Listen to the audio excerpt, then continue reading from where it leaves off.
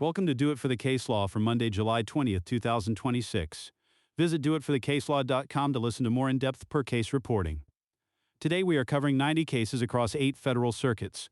Please subscribe to our feed for daily updates. Do It for the Case Law is a news reporting service. We summarize and discuss federal appellate opinions. Nothing in this broadcast constitutes legal advice.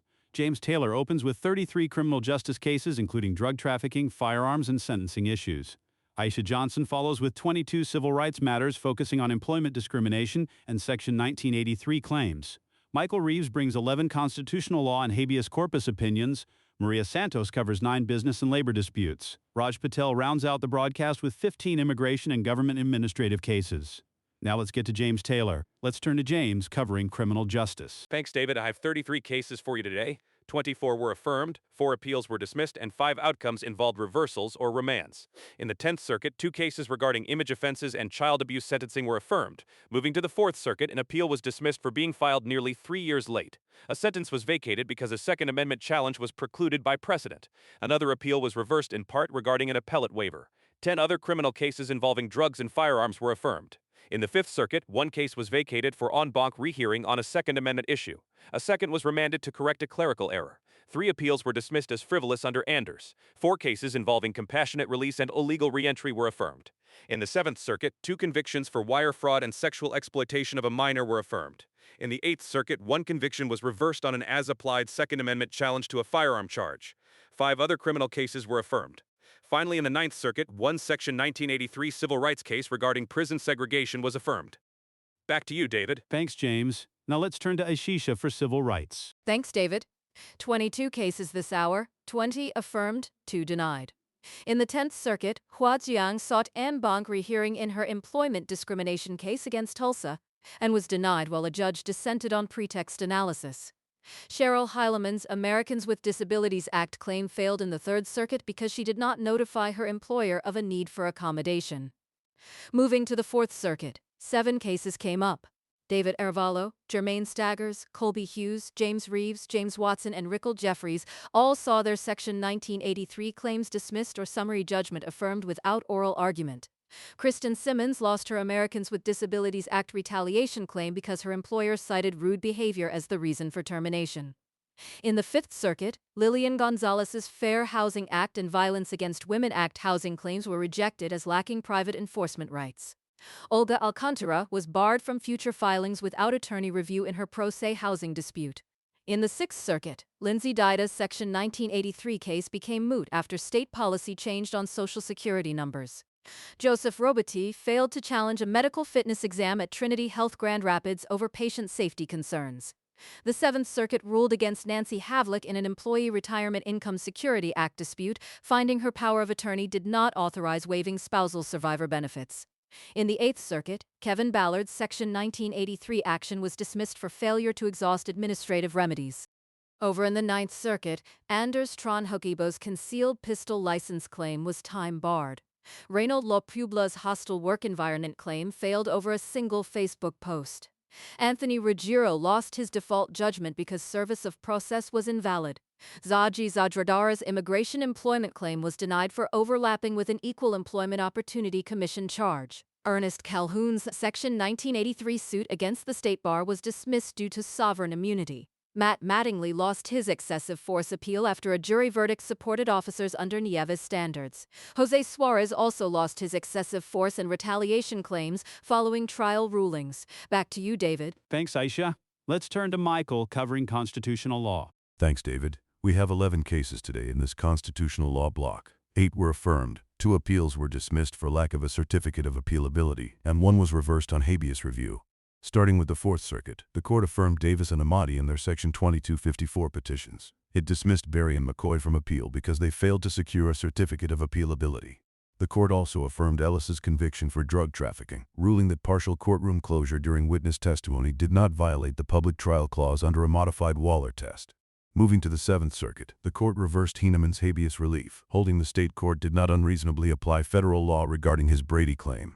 Over in the 8th Circuit, DeVos failed to show ineffective assistance of counsel on his Section 2255 motion regarding firearms charges. Finally, in the 9th Circuit, CoreCivic and Townsend were affirmed in prisoner civil rights actions. the court also affirmed dismissal of Wills's challenge to anti-camping ordinances following Grant's pass, and it affirmed dismissal of Fletcher's First Amendment claim against Meta, finding no state action. Back to you, David. Thanks, Michael. Let's turn to Maria covering business, labor, and civil. Thanks, David. I have 9 cases today from across the circuit. 6 were affirmed, while 3 resulted in a remand or vacatur. In the 10th Circuit, the court affirmed Jeffrey Scott Smith Jr.'s conviction and sentence in United States v. Smith, rejecting arguments regarding the denial of a pretrial continuance and holding that a police officer's manual deactivation of body cam recording devices constitutes altering a record under federal statute. Moving to the 3rd Circuit, the panel affirmed summary judgment for Carlisle Fluid Technologies and Savannah Byers v. Finishing Systems Incorporated, ruling the manufacturer owed no tort duty to workers under the Restatement of Torts regarding a fatal fire at a paint mixing room. Over in the 4th Circuit, the court first remanded Covington Specialty Insurance Company versus Omega Restaurant and Bar Limited Liability Company for a district court determination on whether the declaratory judgment action remains a live case or controversy. After that, they affirmed summary judgment to Latino Community Credit Union in Brittany Mosley versus Latino Community Credit Union in an unpublished per curiam opinion regarding Fair Credit Reporting Act claims. Shifting to the 5th Circuit, the panel vacated and remanded MK Mall Holdings Limited Liability Company versus Underwriters at Lloyd's of London because the district court lacked jurisdiction to enter an administrative closing order while the insurer's appeal was pending. The court also affirmed an award of $909,334.10 in attorney's fees to Origin Bancorp Incorporated in Salt and Light Energy Equipment Limited Liability Company versus Origin Bancorp Incorporated, holding that Texas fair notice requirements do not apply when negligence claims are not asserted. Next up is the 7th Circuit, where the court affirmed summary judgment for the University of Wisconsin System in Isabella Rana versus Board of Regents of the University of Wisconsin System, finding no deliberate indifference to student-on-student sexual harassment under Title IX of the Education Amendments of 1972. Finally, over in the 9th Circuit, the panel granted a petition for review and reversed the agency decision in Olga Garcia Demetrio versus Blanche, holding that age-based social groups are immutable as a matter of law.